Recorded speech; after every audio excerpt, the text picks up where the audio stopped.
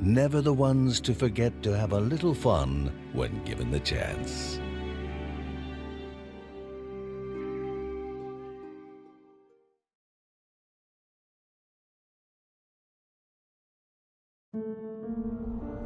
Was not defending their home more important than saving yet another spirit?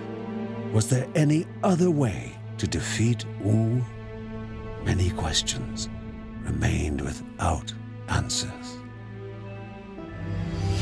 They knew of no other way than freeing Nai Sarawak, the third and final spirit, the spirit of dreams, one who could answer more of their questions. The industrial district of Teralava, a city with no time for daydreams, where machines continued tinkering away and Ane Sarava's chamber resided.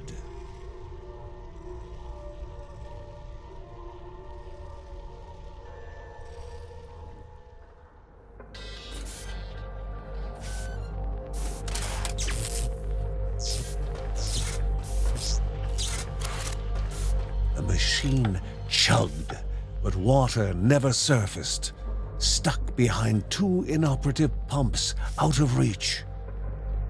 The man warned that both pumps needed to be activated soon after each other. The chamber was quiet. All breath was held. Air soon expelled in exultant shouts as clean water once again returned to those most in need. A curious automaton rummaged through a pile of scrap. It was fully machine, but more human than its hostile ilk, appearing as an innocent little girl. What was such a fragile child doing alone down here?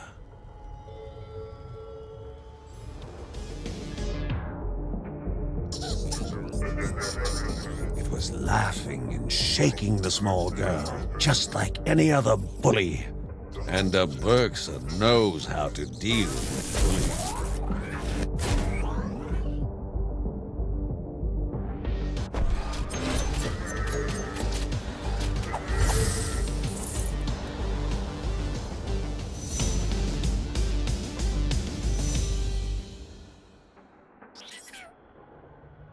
With the common foe defeated, the little automaton's trust was earned.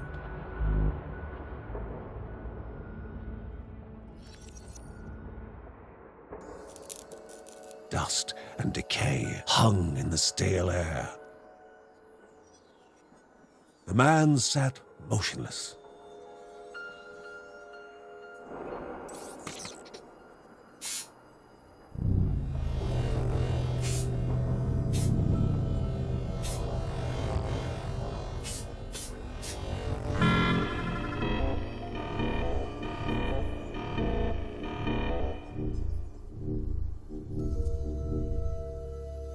The machine called out, but the silence could not reply. Nothing remained for the little automaton in the hollow room. It was all alone.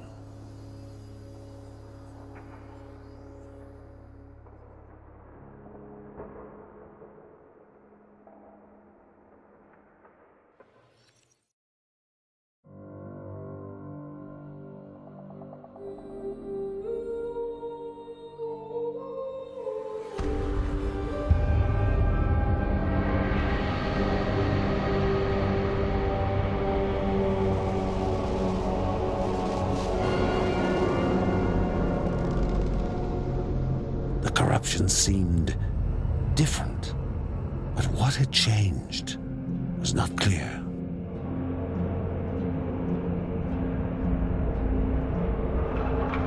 Though whatever had changed meant the mountain god's answer was coming.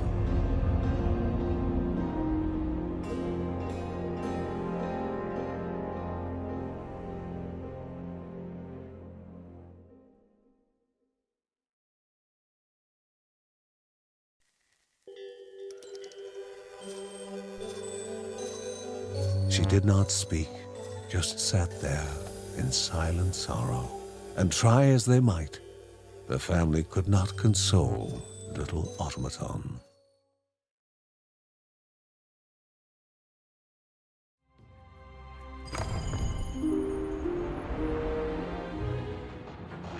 The magma in the distance acted as lights for the city. In the center lay Anai Sarava, the intelligent, trapped by his own creation, the final key to the mountain god.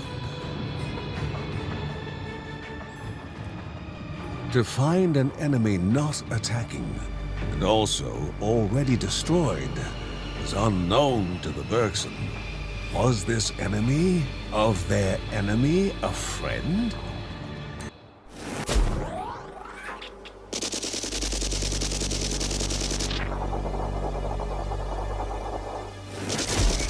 Much to the Bergsons' surprise, the enemy of their enemy was only another small automaton.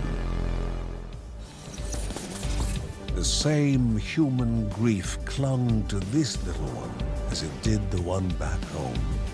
A coincidence it was not.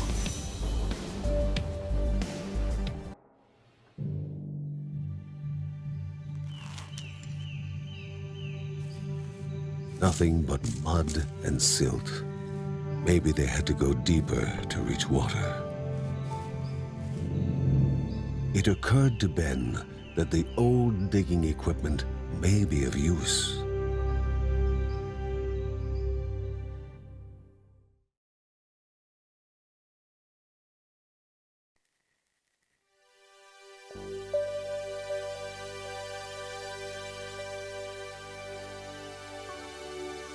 The two little automatons were surely connected. But another was yet to be found.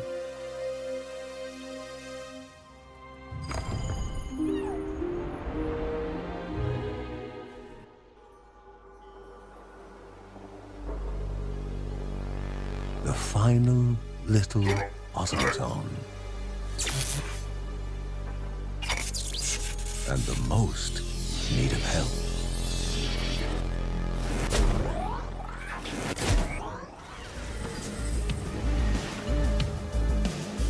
Inanimate, so still as if time around him had frozen.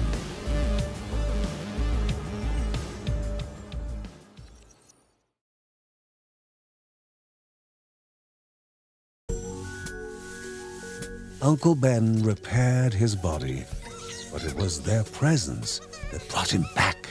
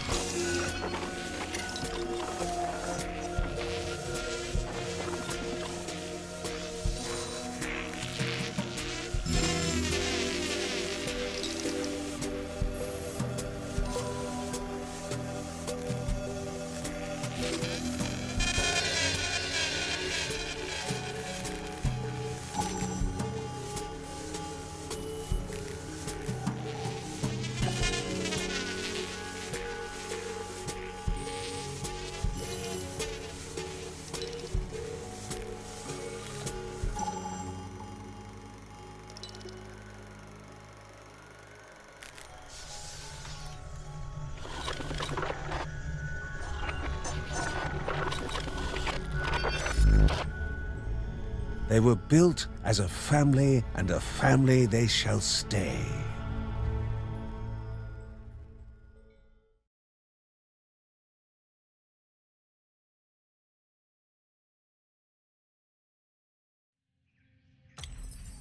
The area was rotten with corrupted machines. Who or what was controlling them, now that Anai Sarava was bound?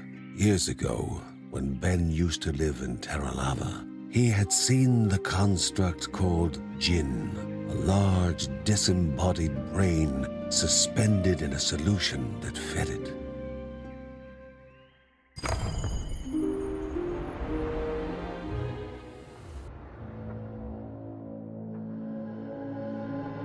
dreams come true in there.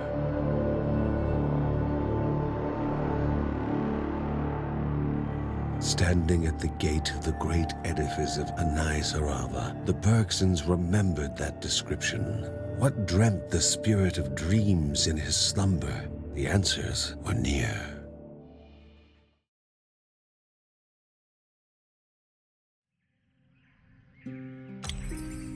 Mary was worried their water reserves were shrinking fast. In a few days, they were going to run out if the well did not provide more water. Mary's worry added to John's own and weighed heavily on him. If Uncle Ben's machines failed to reach water over the next few days, they would have to go to a nearby village for drinking water. But Mark was afraid the situation might be the same in the villages too.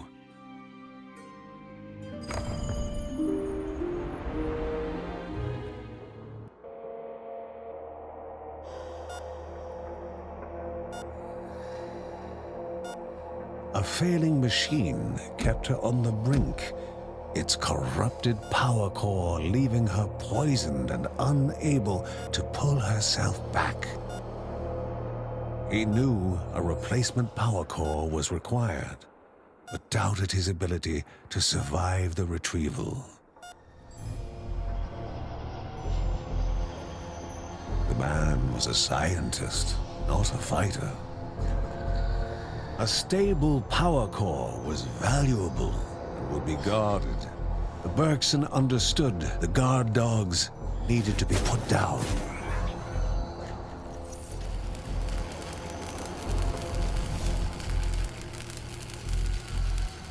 However, the Bergson did wonder that if the core was life, what were they doing to this machine?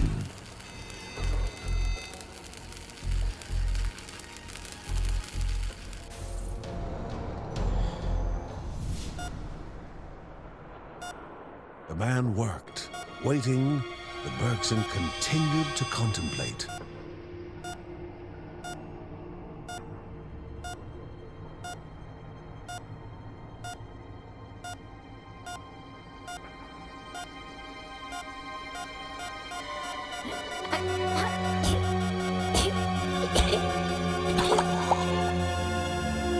On whether a life so dependent on machines was even possible.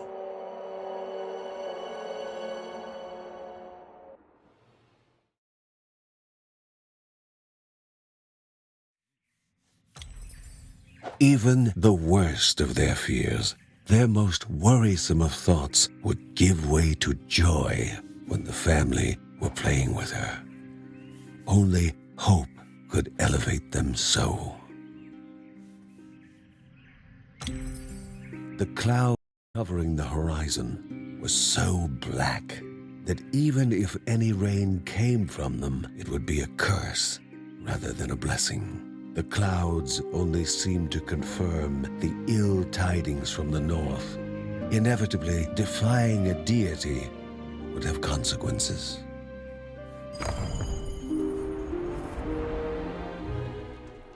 Gears continued to crank on in the distance. The city must survive. Now, even more soulless than before, without life, and as if none had ever existed within the gears, and a new road forward opened with the jewel of life.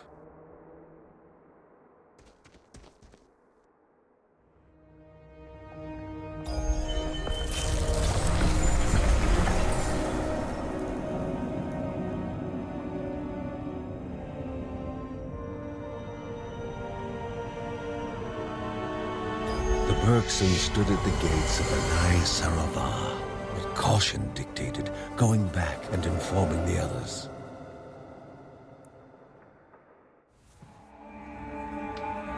Were they cursed? The more they moved ahead, the more the corruption came forth.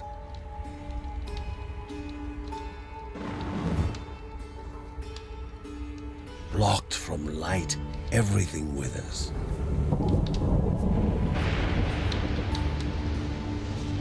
The Clarksons wondered what dangers could lie ahead still.